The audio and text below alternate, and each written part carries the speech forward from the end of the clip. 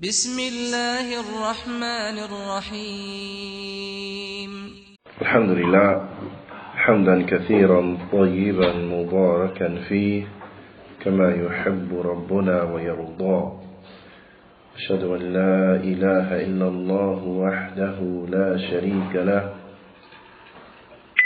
وأشهد أن محمدا عبده ورسوله الناصح الأمين اللهم صل على نبينا محمد وعلى آله وصحبه أجمعين ومن تمسك بسنته إلى يوم الدين ثم أما بعد الحمد لله على نعمة الإسلام والسنة.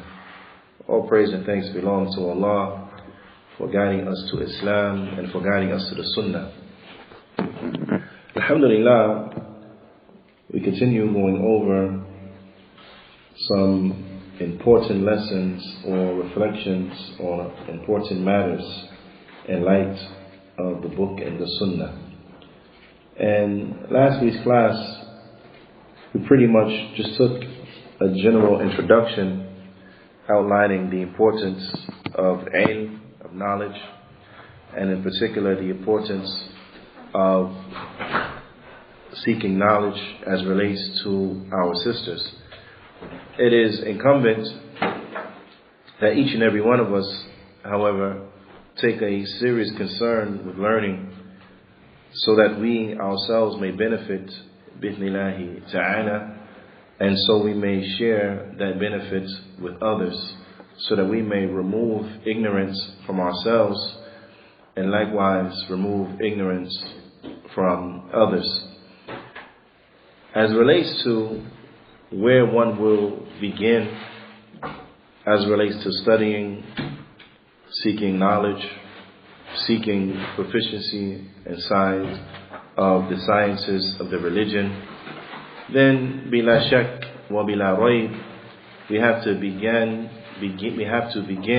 where the Prophet sallallahu alaihi wasallam, where he begun, and likewise where the Anbiya and the Rusul, all of them, where they started.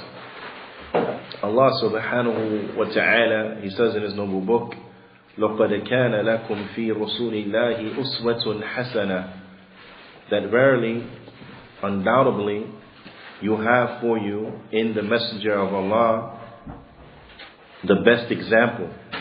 The best example inside of the Messenger of Allah sallallahu alayhi wa sallam.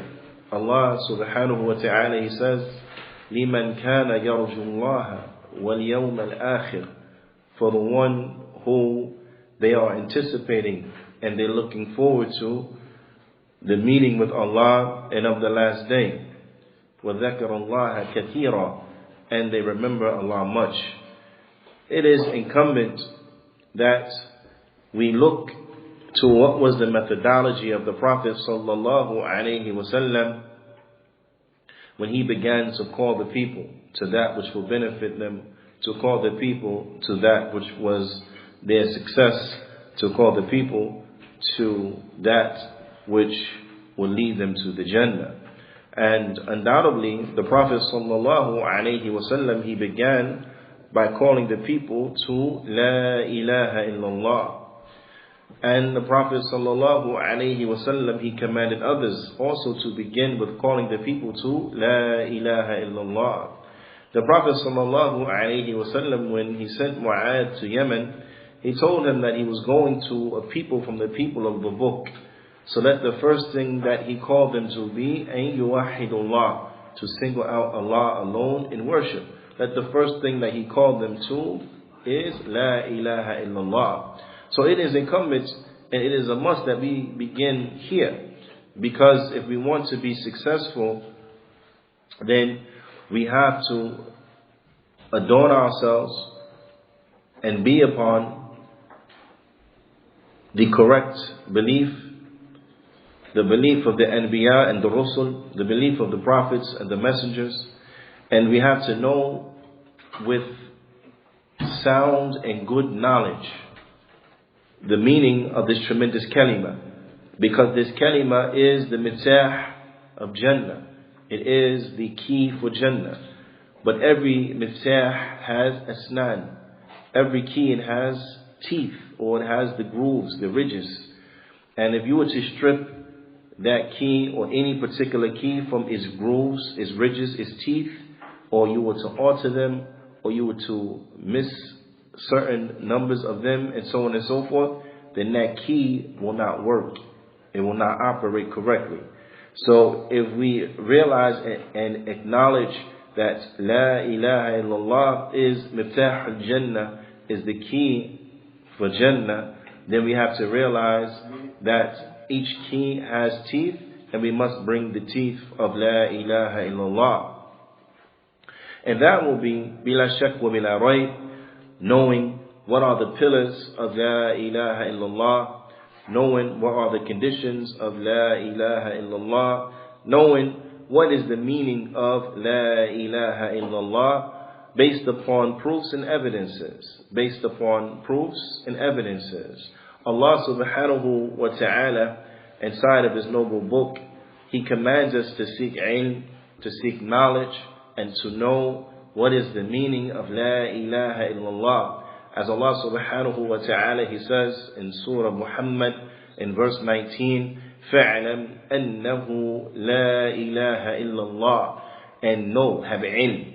فَاعْلَمْ, have knowledge, have sound knowledge, that verily none has the right to be worshipped in truth except Allah. Naam.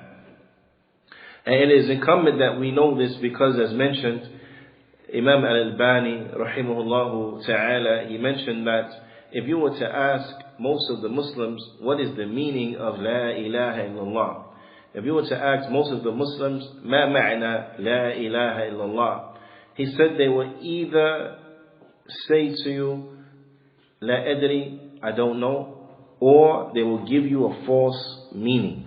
They will give you a false interpretation. Now, it is a must that we seek to alleviate this ailment, because undoubtedly this ailment is an ailment that is terminal. This is an ailment that is serious.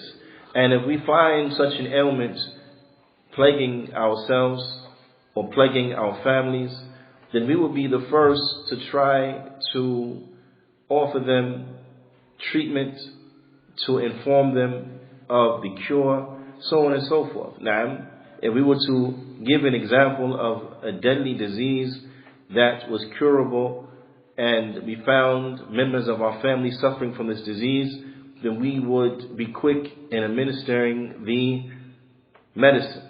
Now, likewise, if we found ourselves suffering from an ailment that was critical and we knew of the cure, we would be quick in going to fill that prescription for said cure. Now, because it only makes sense.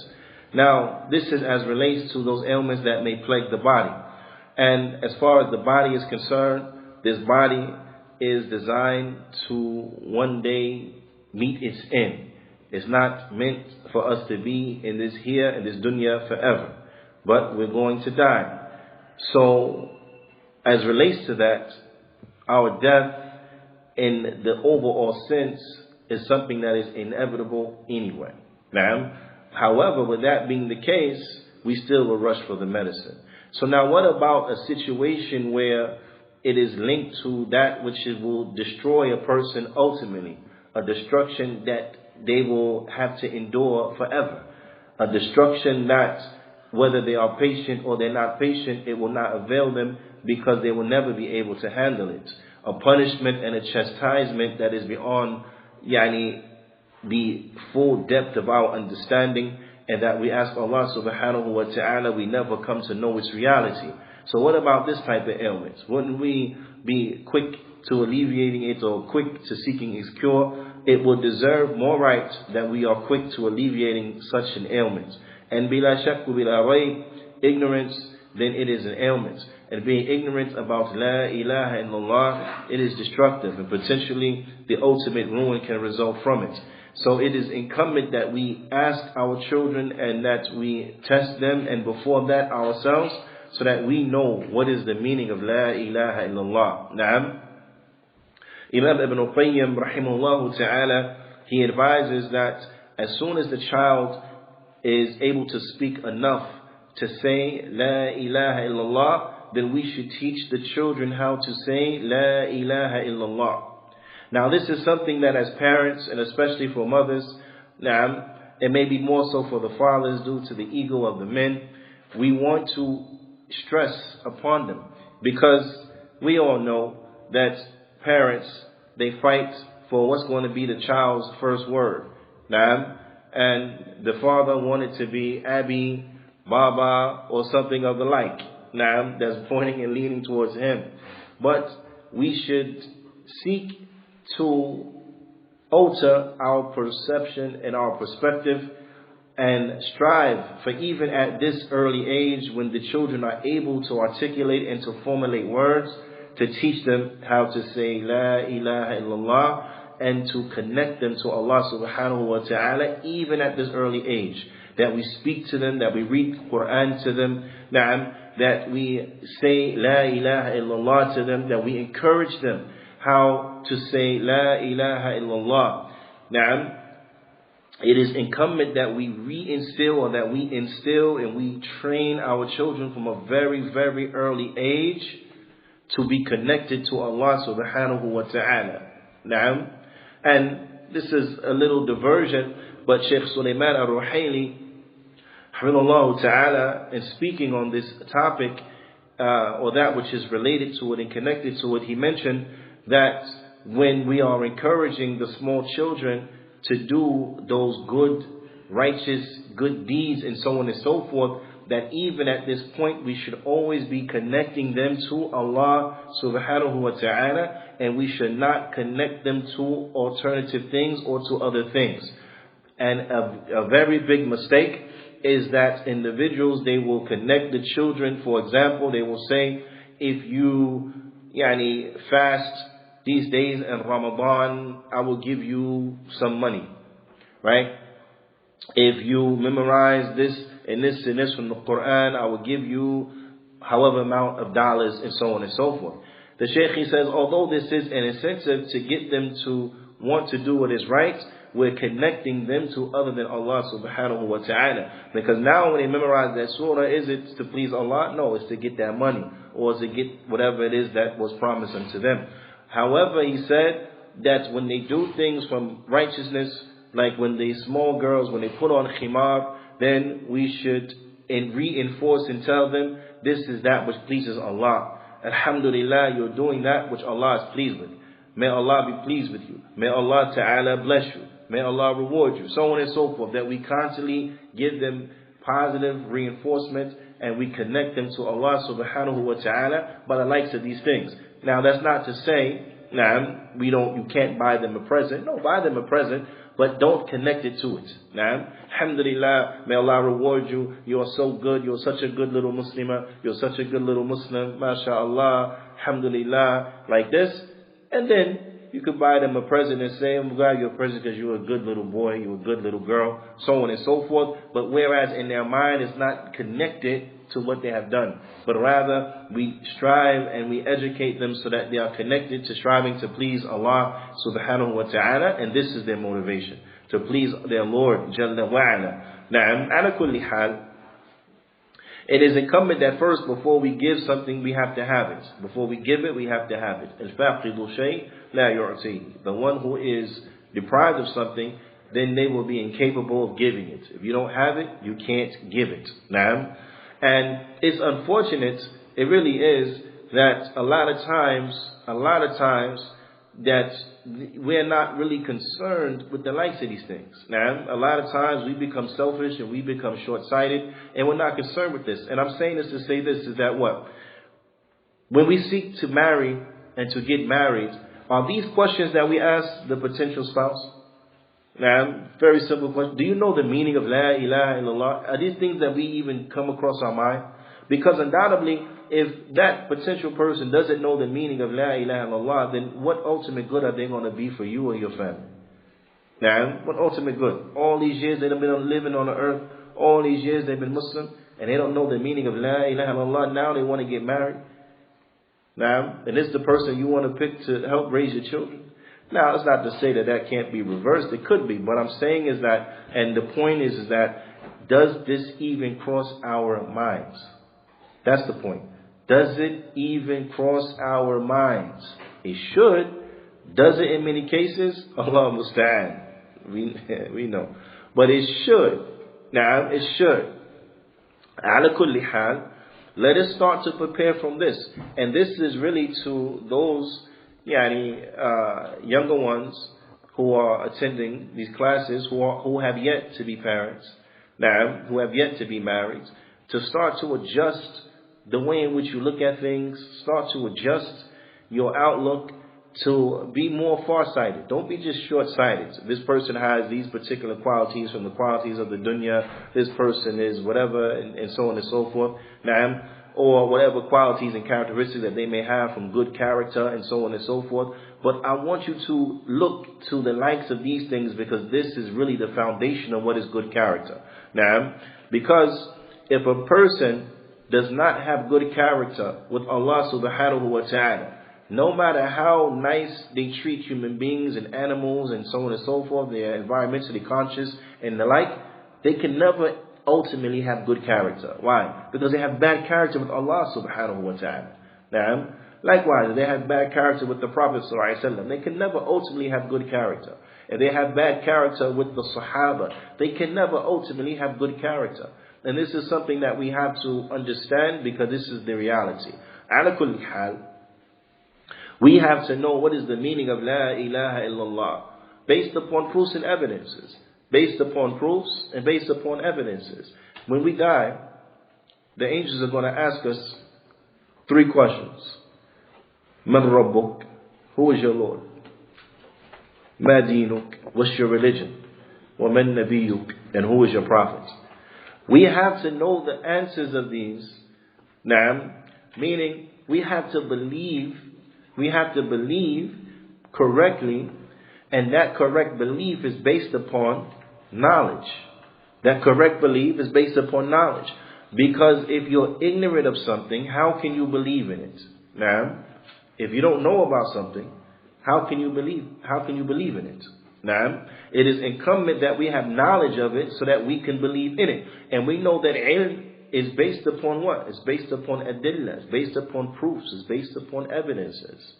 Now, ilm is based upon proofs, it's based upon evidences.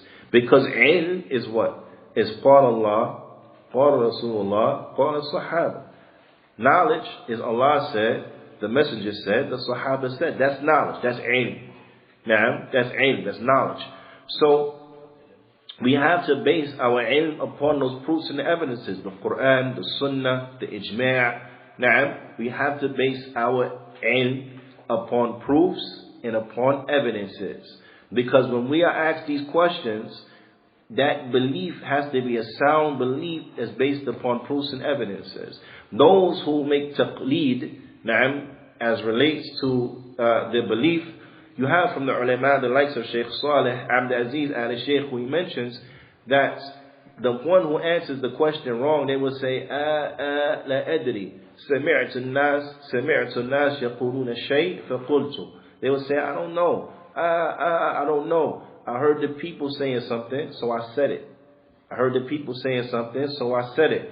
So he extracted from this that just hearing the people saying something and parroting that without having knowledge of it, without believing in it, based upon ilm, he said, then this won't save you from what those people are going to receive. This won't save you from saying that and answering incorrectly. Now, that you say, I don't know. I heard the people saying something, so I said it. He said, so this here is a proof that taqleed, that blind following, taqleed al-a'ma, blind following, when it comes to the affairs of aqidah, la yanfa', it will not benefit you. It will not benefit you. Now, and it is incumbent, it is important that we understand this. This is Allah's deen. This is Allah's deen. We learn this deen because Allah subhanahu wa ta'ala sent down the Qur'an. He sent his Prophet sallallahu alaihi wasallam and revealed to him the Sunnah. The Sahaba learned from the Prophet sallallahu alaihi wasallam, and they transmitted that ilm to the Tabi'un. and the tabi'un to atba' tabi'een, and so on and so forth, and so on and so forth. Now, the point is that what? Is that everything is based upon proofs and evidences. It's not just because Sheikh so-and-so said, Al-Alama so-and-so said, Maulana Fulan said. No, it's based upon proofs and evidences. So any person that will come to you and that will discourage you from asking about the proofs and the evidences is a person who does not have your best and your benefits in mind. They do not have the best for you in mind. Naam, that makes sense? Because this deen is not a deen because I said so. This deen is not a deen because I said so. Who is you? Man anta hatta taqulu ma indu. Who are you until you say what you got with you? Naam, so what you said it. If it's not backed up by the Qur'an, if it's not backed up by the Sunnah of Mustafa sallallahu alayhi wasallam, then what you have said is meaningless, insignificant, doesn't mean anything. It doesn't change anything. Now, just because someone said it doesn't make it so. What makes it so is that Allah said this is what it is. The Prophet ﷺ said this is what it is. Because in reality, this is what it is. That's what it is. Not just because we said. So it is incumbent that we get out of this habit of don't ask me, don't ask for the adillah, don't ask. What? SubhanAllah. This is not from the adab of Islam. This is not from the adab of Islam. When no Sahaba, when they were mentioned a hadith to Umar radiallahu ta'ala anhu, he would ask for them what? Where's the statement? Bring me the hadith. Where you get this from? Bring me the hadith. Now, he was stern with them as relates to this. So as to teach a lesson, because he knew what they were transmitting were correct, because all the Sahaba are trustworthy. But he was teaching a lesson to further the other generations. He was teaching a lesson to other generations that this deen is Allah's deen. So you're not going to speak about it recklessly, but you have to speak upon it based upon proofs and evidences. Now this is how Umar radiallahu ta'ala anhu established this as relates to those who were trustworthy, as relates to the greatest of this ummah, the Sahaba, so as to teach other than them that if this is the case as relates to them, then what do you think is going to be the case as relates to you? Now, this was a lesson to others, that when you speak about Allah's deen, you have to have proofs and evidences. It's not acceptable even from the best of this generation that they speak from their own desires. No, it has to be based upon proofs and evidences. And the best of this nation taught us not to speak on their own desires. A person asked Abu Bakr one time about the meaning of an ayah. And he told him, La adri, I don't know, and he didn't mention. And then when he kept pressing him, he said, Ayyi arudan yakhuduni wa ayyi sama yadhilluni in kuntu fi kitabillah bira'yi. He said, what earth except it might swallow me up? And what sky is going to be over me except it might crash down and fall on my head if I spoke about Allah's book from my opinion? This is Abu Bakr as-Siddiq, the best of this ummah, the best human being after the prophets and the messengers. And he refused to speak about Allah's book from his opinions. This is the adab, this is the characteristic, this is the mannerism that the Sahaba, they taught us. So this is what we want to just reinforce and to reiterate is our foundation. So anything that is spoken about has to be based on proofs and evidences. Now, anything that is spoken about has to be based on the proofs and has to be based on the evidences. So therefore, bismillahi ta'ala, there is not a single thing with regards to the key and the major points in which you have to have, except that the proofs and the evidences will be mentioned, and except that you will be responsible for knowing them. You will be responsible for knowing them. They will be upon the homework. They will be constantly, you'll be constantly questioned about them, and you are required to memorize the proofs and the evidences. Memorize them, so you have them with you. Bidnillahi ta'ala. But ala kulli hal, if a person were to ask you, ma ma'na la ilaha illallah, then you will say to them, the meaning of it is, la ma'buda bihaqqin illallah. That nothing has the right to be worshipped in truth except Allah. Now, nothing has the right to be worshipped in truth except Allah. And the reality is, نعم وغير الله إن عبد فبباطل. And other than Allah, if it is worship, then it's worship in falsehood. If other than Allah is worshipped, then that worship is wrong, is false, is erroneous, is not right, to the end of it. Right? But, so now, after saying that, is it okay now? We move on to the next point? No. But rather it has to be asked, وَمَا الدَّلِيلُ? What's the proof? You said, La ilaha illallah means, La ma'buda bihaqqin illallah. طيب, وَمَا الدَّلِيلُ? What's the proof? What's the proof that's what it means? What's the proof? That's what it means. The proof, there are many. From the proof is Allah subhanahu wa ta'ala's statement, ذَلِكَ بِأَنَّ اللَّهَ هُوَ الْحَقِّ وَأَنَّ مَا يَدْعُونَ مِن دُونِهِ الْبَاطِلِ. This is because Allah, what translated means, this is because Allah, He is the truth. And verily that which is called upon Him, other than Him, that which is called upon other than Him, then it is done so in falsehood. It is done so in falsehood. Naam. So now the question becomes, how is that a proof of La ilaha illallah? How is that a proof? Where is, what's shahid? Where is the angle of proof inside of this particular ayah? Where is it? To better understand, we have to know, or what will help us better understand, is to know that La ilaha illallah consists of two parts, meaning it has two pillars. It has two pillars. Does anyone know what those pillars are?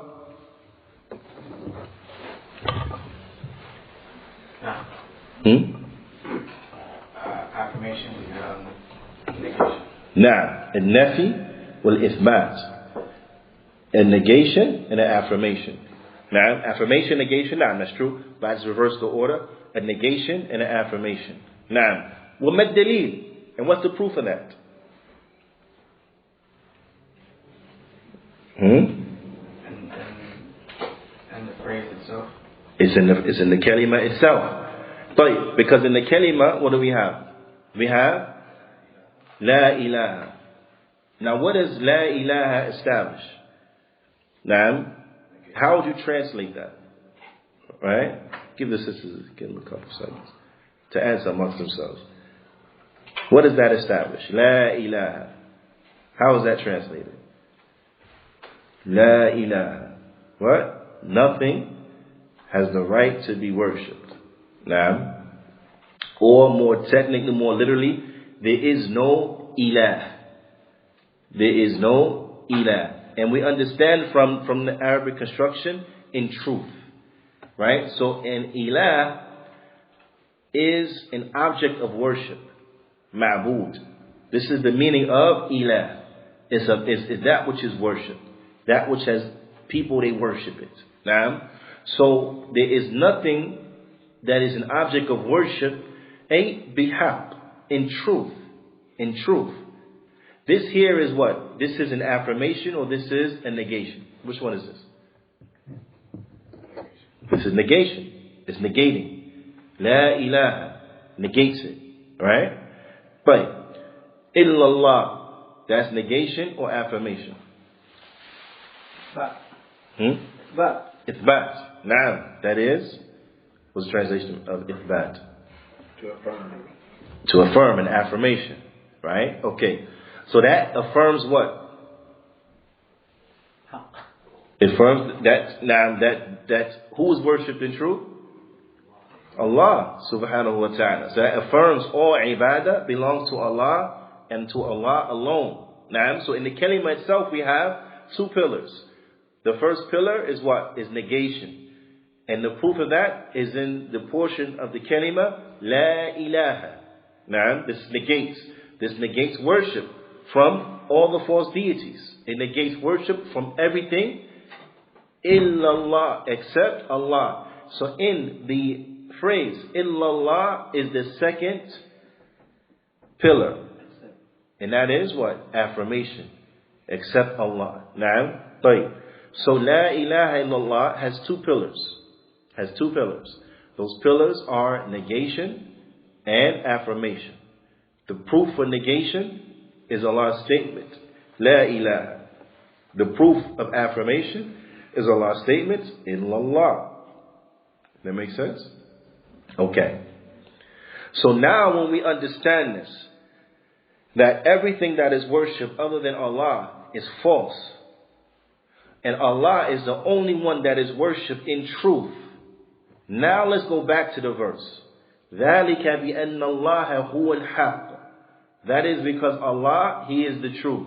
What does that mean? That He is the one who's what? Who's worshipped in truth. That's ithbat. That's an affirmation, right? That only Allah is the one who was worshipped in truth.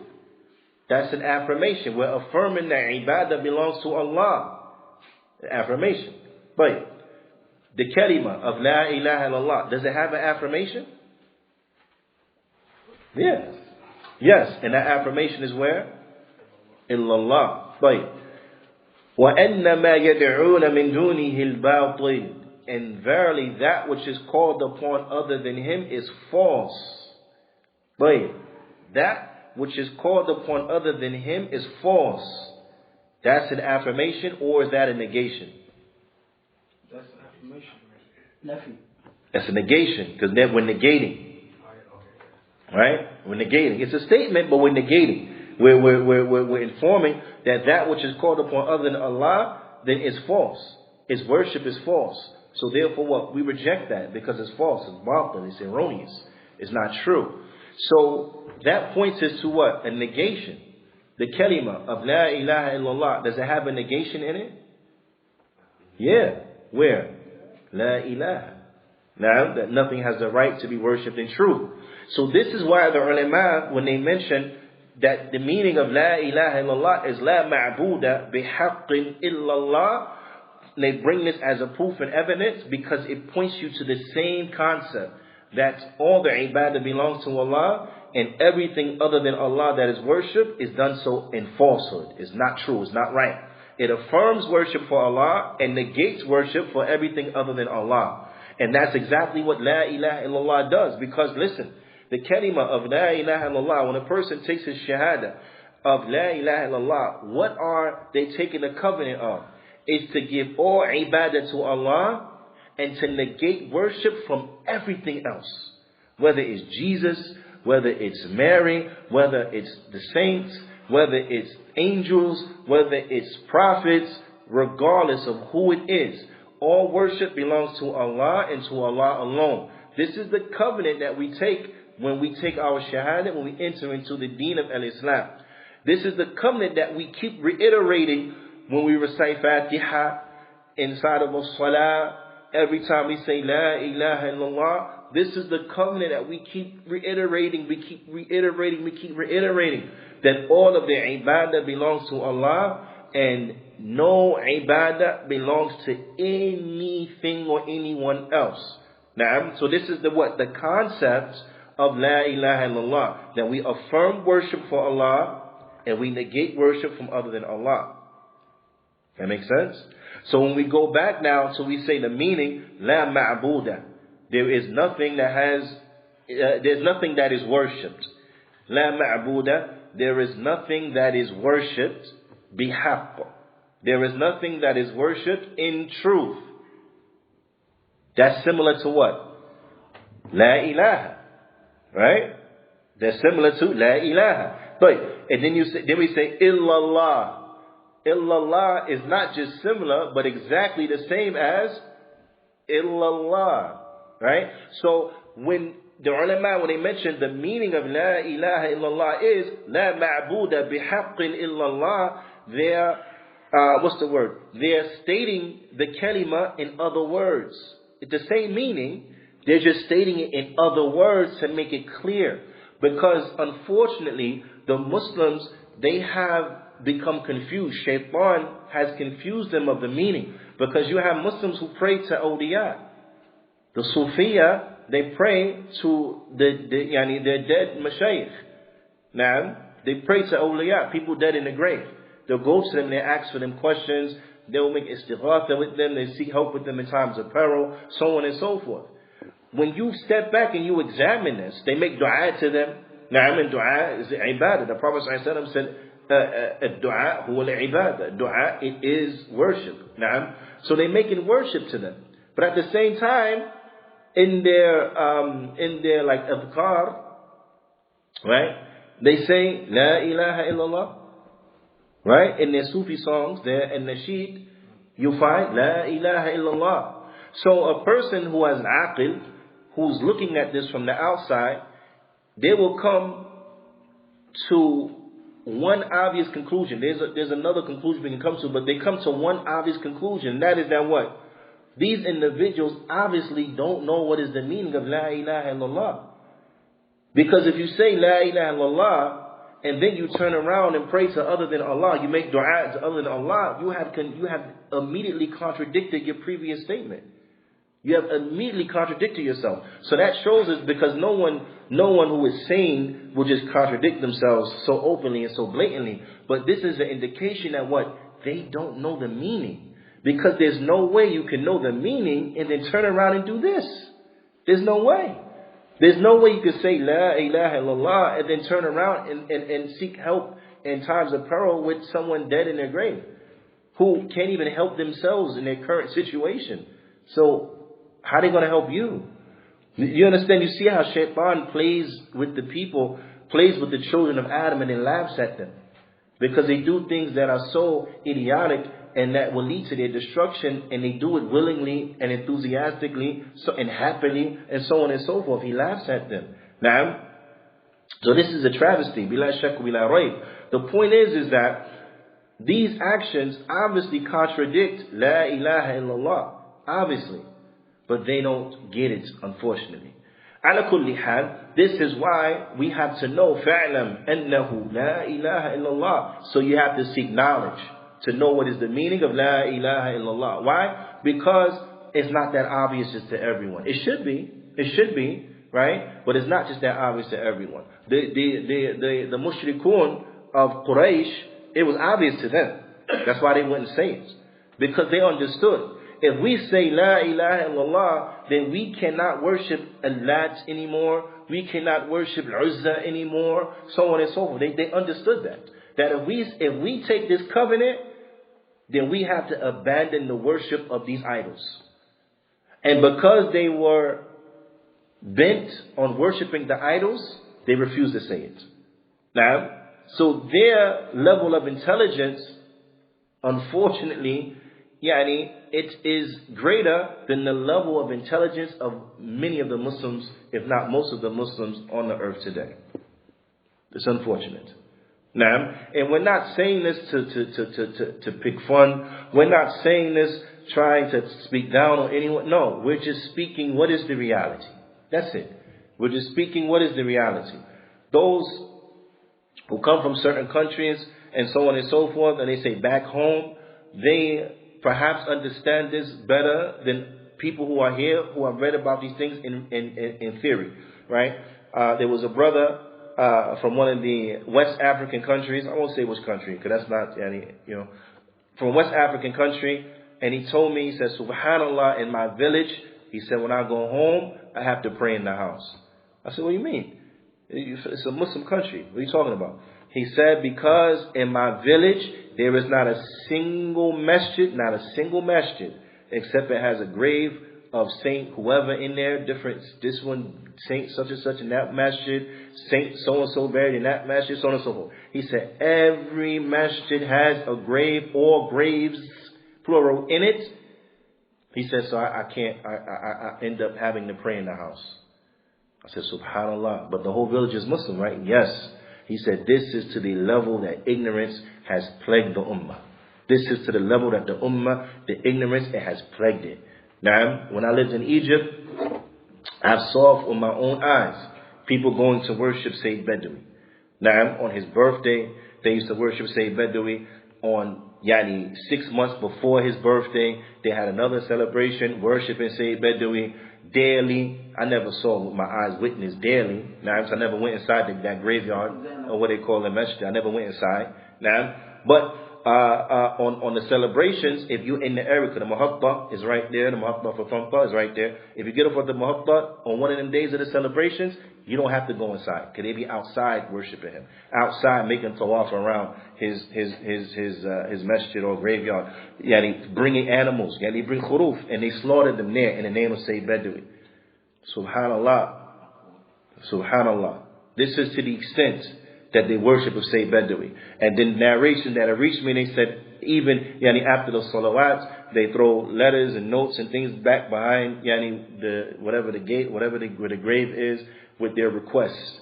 Why? Because of ignorance. Because of ignorance.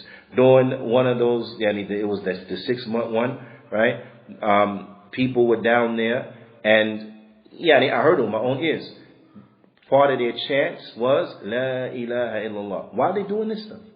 So this was clear. They don't understand the meaning of La ilaha illallah. This is to the extent that ignorance has gripped the Muslims. So this, of course, is a travesty. This is a disease that we have to seek to cure. And that is cured by knowledge. So when Allah subhanahu wa ta'ala says, fa'alam, seek knowledge, have knowledge that none has the right to worship the truth except Allah, we have to do that. We have to do that. Why? Because the shayateen, they have tried to obscure the meaning of La ilaha illallah. So they'll come and they'll say the meaning of La ilaha illallah is La Rabb illallah. There is no Lord except Allah. Is that the meaning of La ilaha illallah? Of course not. Now, meaning that's not the whole inclusive meaning.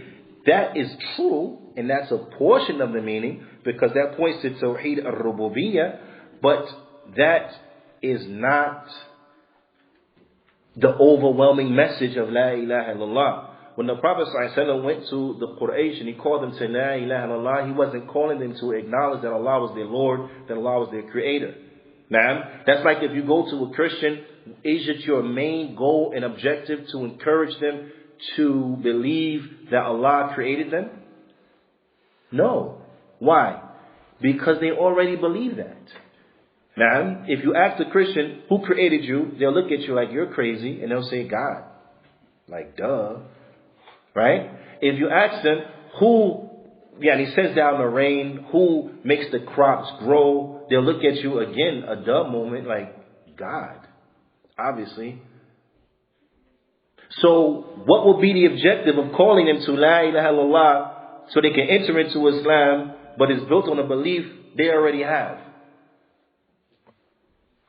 Right? Does that even make sense? Does it make sense? Now do it. Those who are agnostic, they believe in a creator. They just don't believe in organized religion. Right? Okay, so we call them to believe in a creator they already believe in. So now what? They're already Muslim before we got there? No. So then obviously, that's not the meaning of La ilaha illallah. If you say La ilaha illallah, you enter into Islam. So that's obviously not the meaning that Allah is our creator. Now, we know that that's true. Allah is our creator. Now, but when we call them to La ilaha illallah, we're calling them to what? We're calling them to worship Allah and Allah alone. Don't worship anything else. Submit yourself to Allah as a Muslim upon Tawheed. This is what we're calling them to. That makes sense? It's incumbent that we understand this well. And it's incumbent that we see the falsehood in those who come and say that La ilaha illallah means that there is no Lord except Allah. Okay, what about those when they come and they say La ilaha illallah means there is no God but Allah? Is that what it means? No. No. Why? Because one, let's look at that statement. There is no God but Allah. Remember we mentioned a God is what? Anything that is worshipped. Whether that worship is true or false. A God is something that is worshipped. Do the Hindus have gods? Yeah, they got a bunch of gods, right? Right? Different, descriptions and manifestations or whatever, a bunch of them. Are those things called gods? Yes. Do the Buddhists, do they have a God? Yes. So on and so forth. We can keep going on and on and on and on and on and on. The ancient Sumerian religion, did they not have a God? Gods, believe in Anunnaki and all this stuff? They had gods. Right? Okay. So if we come in now, because we know La ilaha illallah is the kalim of truth. If we come now and say it means there is no God but Allah, anyone with an intellect will turn around and say, well then, that's not the statement of the truth, because that don't even fit reality. People have all kind of gods. The Norse, didn't they have the Norse myth? Odin and Thor and all this type of stuff. They had a whole bunch of gods.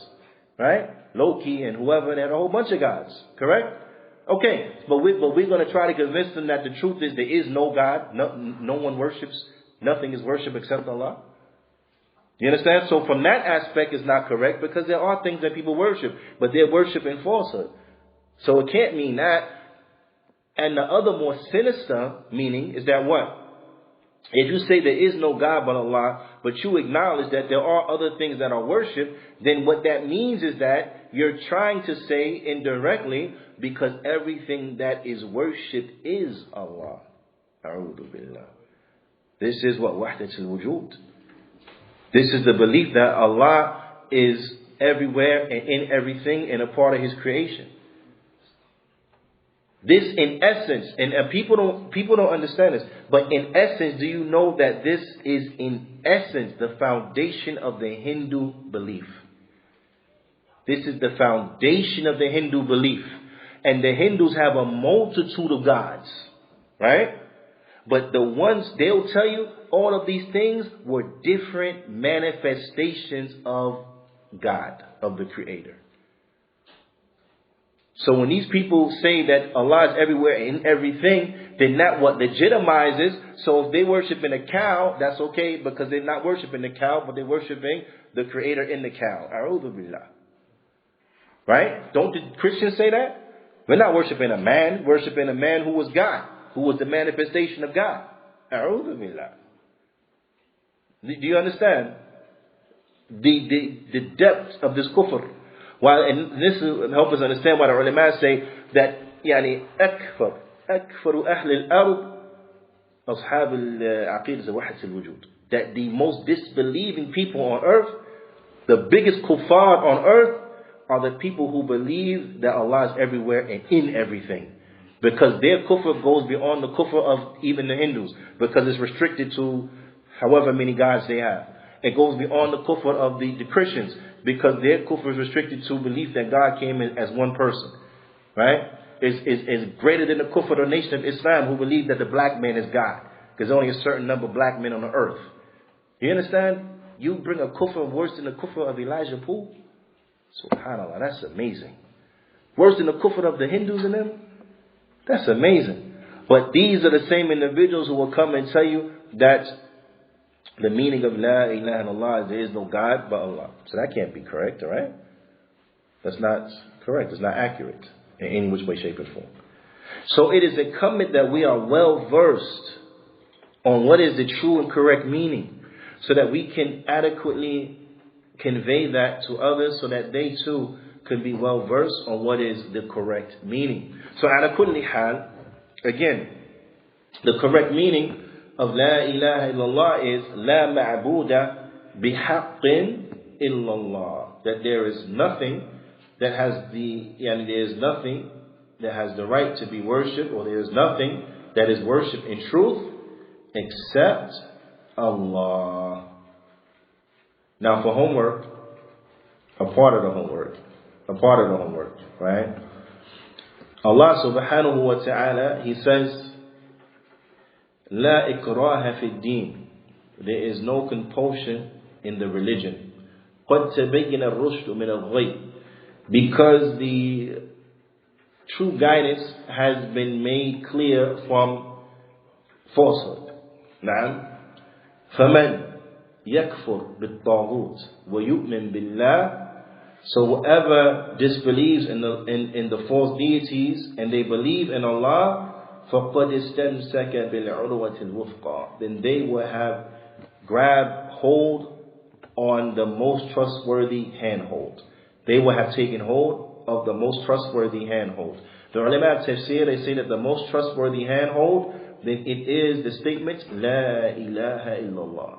Now, for homework, I want you to be able to look at this ayah, now, because this ayah is one of the clearest and the most direct proofs of the meaning of La ilaha illallah. Now, I want you to look at this ayah, and I want you to identify within this verse the pillars of La ilaha illallah, and I want you to identify and show the point of reference on how this is a proof and evidence for La ilaha illallah. And bi'idhnillahi ta'ala, next class we'll begin with this point and go over the homework. But for homework, that's what I want you to do, and to memorize this ayah. It is verse 256 from Surah Al-Baqarah. It is the ayah right after Ayah Al-Kursi, so you definitely can't forget where it's at. Now, and it will be on the homework that will be posted in Telegram, sometime over the next few days, inshallah ta'ala. But this is what I want you to look at, identify, and to break down, in hopes and in efforts to enhancing and all of our understandings and the like. فنكتفي بهذا القدر، وصلى الله وسلم على نبينا محمد وعلى آله وصحبه أجمعين، وجزاكم الله خيرا.